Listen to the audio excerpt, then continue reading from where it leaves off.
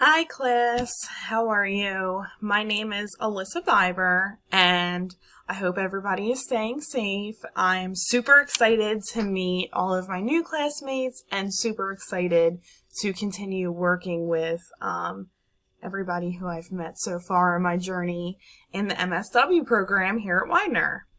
So my experience with learning research also took place during my undergrad at Temple University. I took a research and writing class in regards to my major, which is criminal justice.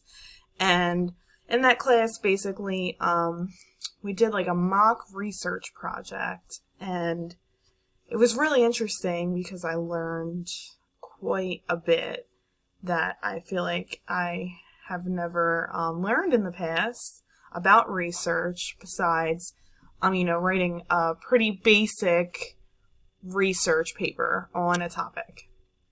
And what would make learning research fun for me? Personally, making it fun is researching something that I am super interested in. So that would be anything along the lines, obviously, of social work, therapy. My niche is addiction, substance abuse disorder, stuff like that. And after viewing the syllabus, what excites me about this course?